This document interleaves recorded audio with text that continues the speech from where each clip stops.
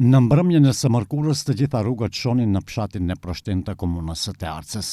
Qytetarët e këtij vendbanimi në drejtimin e Forumit Rinor organizuan manifestimin përkujtimor jubilar me rastin e 25 vjetorit të rënjes heroike të dëshmorëve Bedri Halimi dhe Rametullah Ahmeti. Homazhe dhe ekspozita në parkun e dëshmorëve në Proshten shënuan pasditën e së mërkurës, ku qytetarët shumët edhe njëherë rikujtuan ditët e lavdisë së këtij fshati, por edhe dëmet që psoi gjatë luftës së vitit 2001 nga granatimet e ushtrisë e policisë maqedonase. Në ekspozit bëhet fjalë gjendja e fshatit gjatë vitit 2001.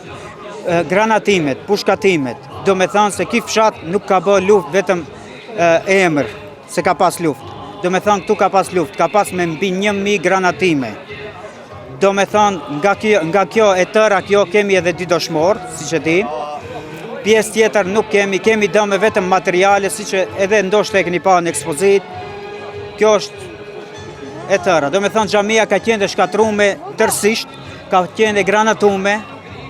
Në Proshteni kishte fest, krenarie e atë dashurie.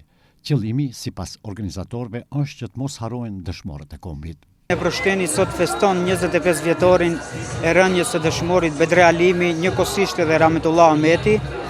Jemi menduar që ndër vitet t'i përkujtojmë dëshmorët, mos i harrojmë që vepra e tyre mos shkojë huq. Do me thënë ketë mbrapa dikush që i kujton dhe i nderon veprën e tyre.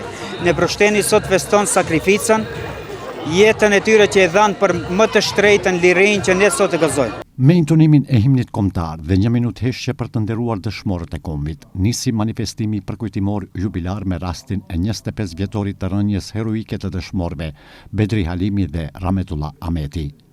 Në Proshteni mblodhi shumë ish luftëtar të UÇK-s, ish komandant, familje të dëshmorëve, veteran e invalid të luftës, të cilët përkujtuan ditët e lavdishme të kurikut 2001 dhe sakrificën e rezistencën e popullatës shqiptare dhe ushtarëve të lirisë, duke dhënë betimin se veprat e tyre do të kujtohen përjetësisht.